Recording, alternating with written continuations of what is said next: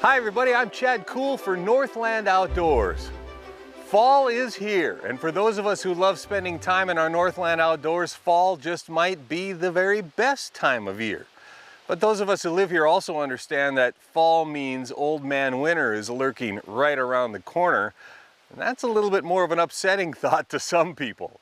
But in the small town of Verndale, Minnesota, there's at least one guy who cannot wait for the arrival of winter. And more specifically, the ice that comes with it. That's it. Verndale, Minnesota native Jason Geis never thought of himself as an inventor, or as an entrepreneur for that matter.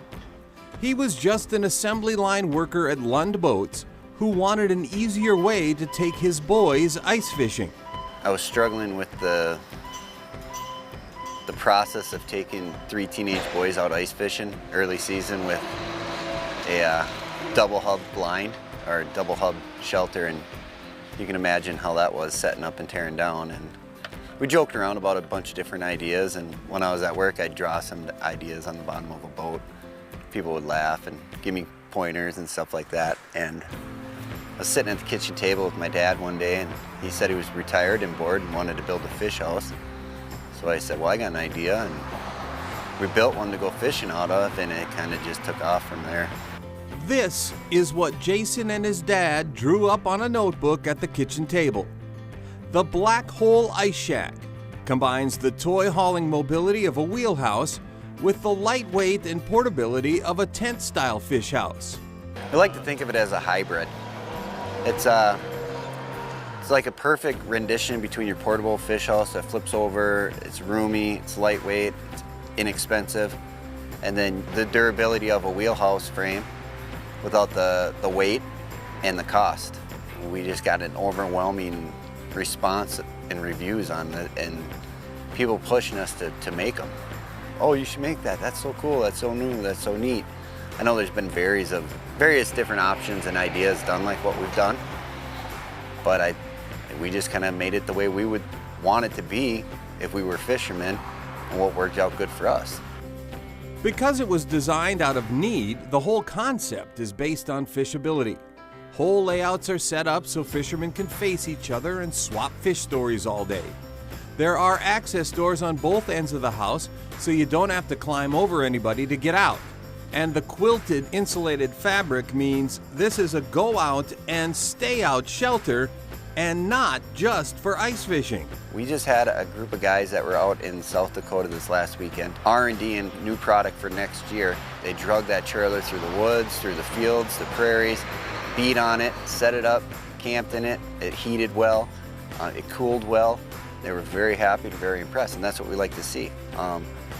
We work a lot with guys like that get out and use this stuff. We go out and we test it. We drive on it, we beat on it, we make sure that it's going to hold up. It's been a series of eye-opening surprises for Jason Geis and his family. From building the initial house, to realizing others liked the concept, to having those people actually ask him to make them one, to finally taking the huge leap of faith by quitting his full-time job and becoming a full-time fish house manufacturer. I pulled the trigger and jumped in with both feet. I do have a lot of support from the guys that I work with at Lund.